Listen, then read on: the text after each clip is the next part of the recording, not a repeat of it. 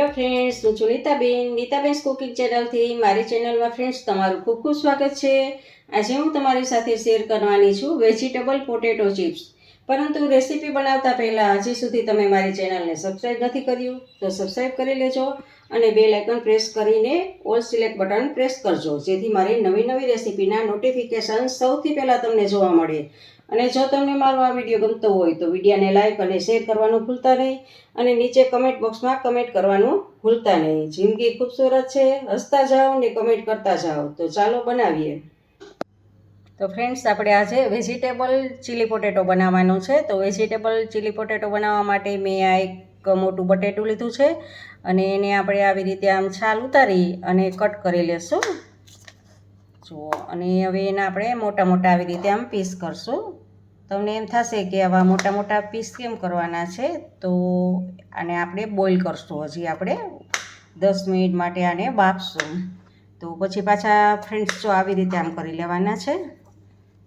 તો આવી રીતે આપણે આના મોટા પીસ કરી લઈએ અને ચોરસમાં કરી લઈએ, લાંબા આપણે નથી રાખવાના। જો ચોરસમાં આપણા પીસ બધા બંને તૈયાર છે। તો હવે આપણે ગરમ પાણીમાં આને બાફી લેશું 10 મિનિટ માટે। જો ફ્રેન્ડ્સ, બાફવા માટે આપણે ગેસ ઉપર પાણી ઉકળવા મૂકી દીધું છે। તો એમાં આપણે આ બટેટાને બાફવા માટે મૂકશું।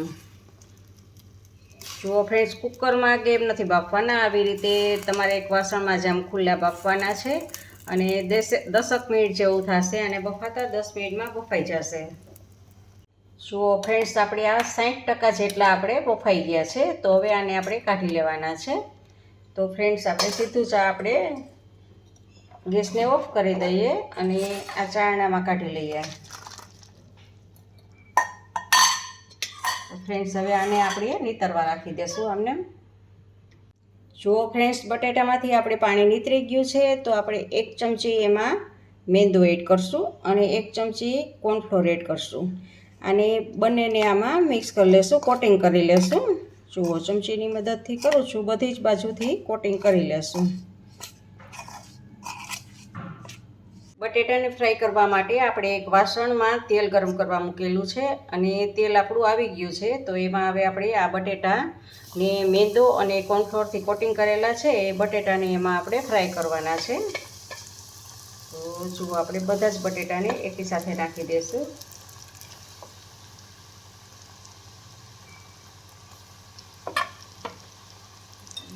જુઓ, ગેસની ફ્લેમ ફૂલ જ રાખવાની છે।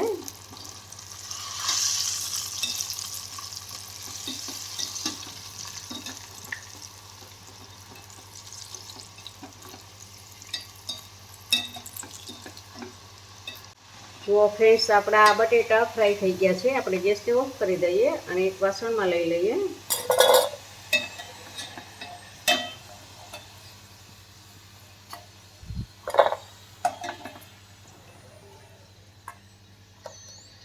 જુઓ ફ્રેન્ડ્સ, આ બધા જ મેં ફ્રાય કરી લીધા છે।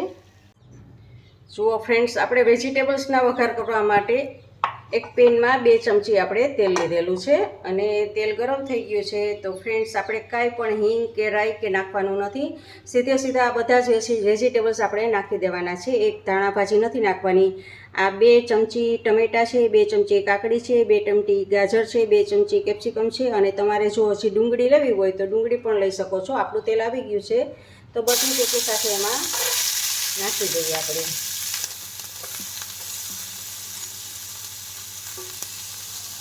તો ફ્રેન્ડ્સ, હવે આને સાંતળી લેવાનું છે।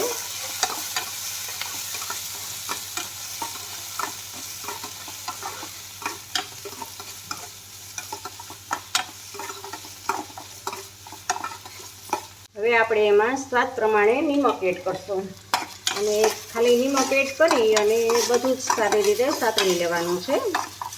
તો આમ મીડિયમ ગેસ ઉપર જ આપણે આ કૂક કરવાનું છે।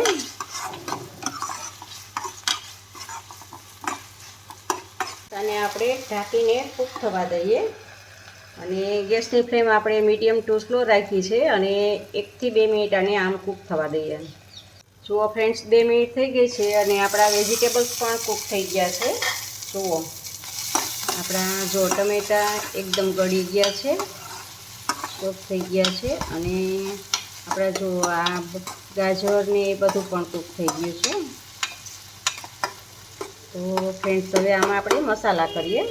મસાલા કરતાં પહેલાં ફ્રેન્ડ્સ આપણે આ પોટેટો છે એ પોટેટો એમાં આપણે મિક્સ કરી દઈએ, જેથી કરીને પોટેટામાં ને બધામાં સારી રીતે મસાલા મિક્સ થઈ જાય.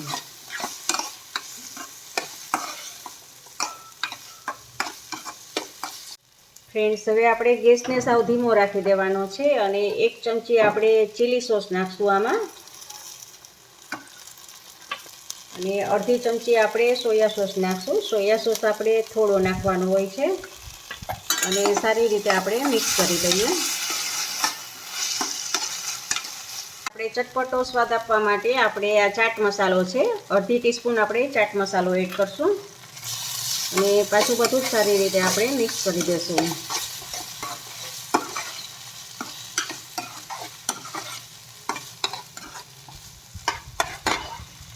હવે આપણે આમાં થોડીક ચીલી ફ્લેક્સ નાખશું અને થોડુંક આપણે ઓરેગાનો નાખશું અને બધું જ પાછું મિક્સ કરશું. ફ્રેન્ડ્સ આમાં થોડું નાખતું જવાય અને બધું જ મિક્સ કરતું જવાય, હલાવતું રહેવાય. અને જે એમ લાગે કે આને છેલ્લે નાખવાનું છે એ છેલ્લે નાખવાનું હોય અને જો કૂક થવાનું હોય તો એ પહેલાં નાખી દેવાનું હોય છે. અને ફ્રેન્ડ્સ જુઓ, હવે આપણે છેલ્લે જો બધું જ નખાઈ ગયું છે તો છેલ્લે આપણે ટમેટા કેચઅપ નાખશું. જુઓ ફ્રેન્ડ્સ, આપણે ટમેટા કેચઅપ છે એ 2 ચમચી નાખશું આમાં, અડધી ચમચી સોયા સોસ, 1 ચમચી ચીલી સોસ અને 2 ચમચી ટમેટો કેચઅપ. પછી તમારા સ્વાદ પ્રમાણે તમારે કરવાનું હોય છે ફ્રેન્ડ્સ. જુઓ, અને હવે આપણે ગેસને ઓફ કરી દેવાનો છે. જુઓ, આપણો આ વેજીટેબલથી ભરપૂર વેજીટેબલ ચીલી પોટેટો બની ગયો છે. જુઓ ફ્રેન્ડ્સ, આપણે આ પોટેટો ચિપ્સ આમાં સર્વિંગ બાઉલમાં લઈએ. જુઓ ફ્રેન્ડ્સ, હવે આની ઉપર આપણે ચીઝથી ગાર્નિશિંગ કરશું.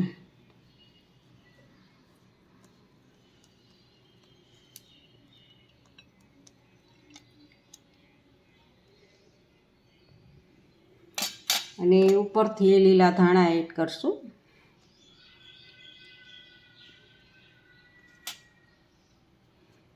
તો ફ્રેન્ડ્સ, આપણો આ વેજીટેબલ ચીલી પોટેટો તૈયાર છે.